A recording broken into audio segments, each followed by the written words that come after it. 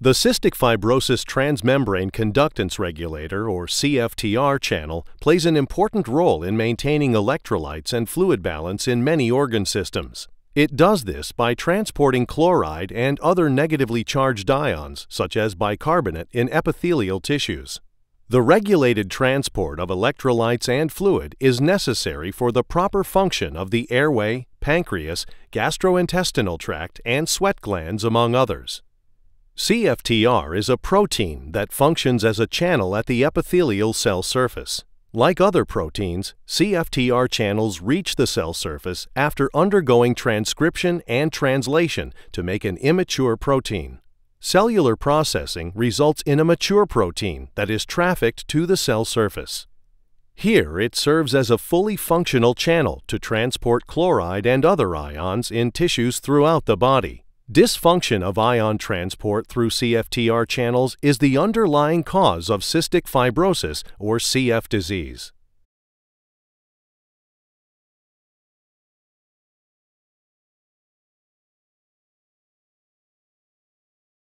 CFTR channels play an important role in maintaining ion balance in many organ systems. Therefore, dysfunction leads to pathophysiologic effects throughout the body. These pathophysiologic changes are characteristic of cystic fibrosis disease. Under normal circumstances in the airway, the balance of fluid and electrolytes is necessary to maintain the airway surface liquid, a layer of fluid that allows the cilia to efficiently beat and clear mucus, particles, and pathogens to maintain airway health. In CF lung disease, dysfunction of CFTR channels can disrupt this balance and may contribute to the dehydration of the airway surface liquid. As a result, mucus builds up on the cilia, and pathogens and particles become trapped. This leads to the cardinal features of CF, including chronic infections, inflammation, and progressive lung disease.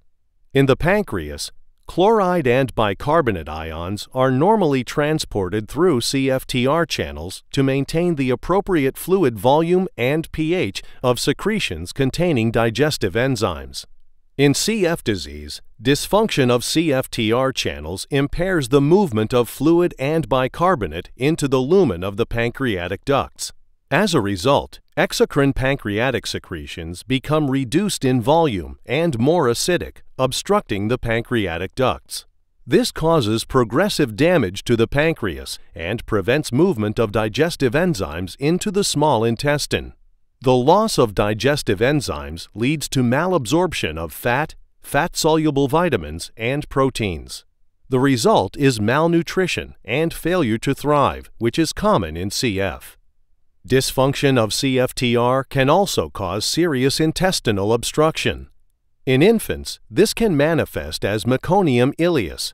In adults, distal intestinal obstructive syndrome may occur. The obstruction is caused by the buildup of adherent intestinal contents in the lower portion of the small intestine and colon. A hallmark of CF disease is elevated sweat chloride levels. Normally, chloride in the sweat is reabsorbed through CFTR channels in the ducts of the sweat gland.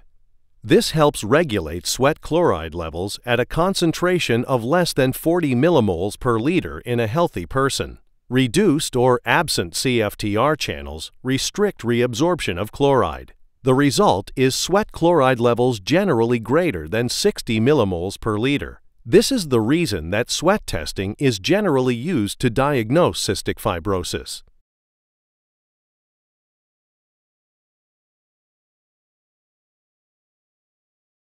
Many mutations of the CFTR gene can disrupt ion transport through CFTR channels. In general, cystic fibrosis-causing mutations reduce CFTR ion transport by affecting the quantity of CFTR channels at the epithelial cell surface or by affecting the function of cell surface CFTR as an ion channel.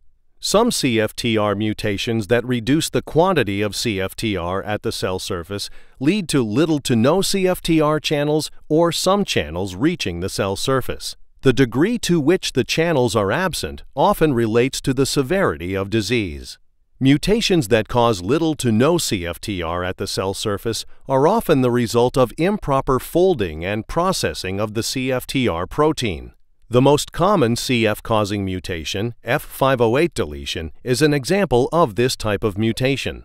Premature stop codon mutations, such as G542X, also generally result in little to no CFTR at the cell surface.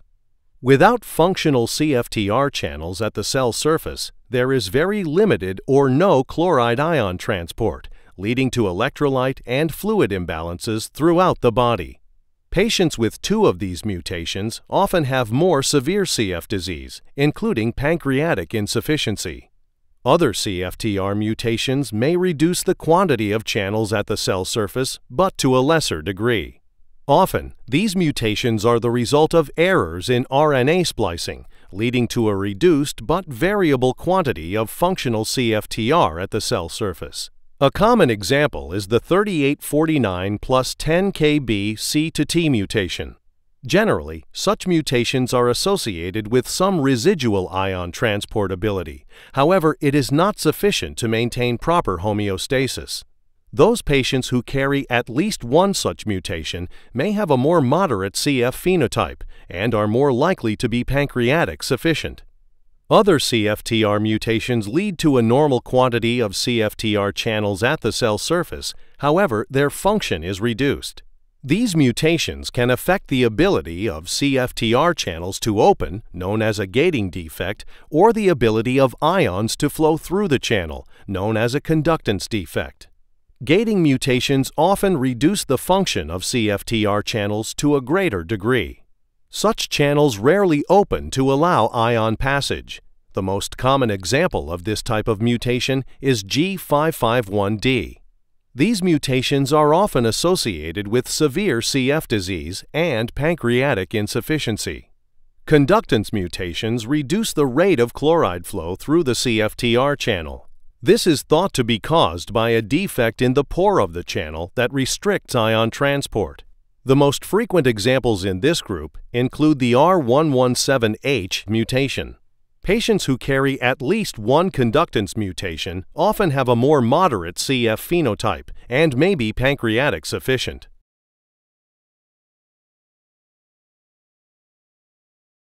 With continued research in the field of CF, our knowledge of the relationship between CFTR genotype and clinical phenotype continues to grow. Through such efforts, healthcare providers will continue to gain a greater understanding of how CFTR mutations lead to CF disease.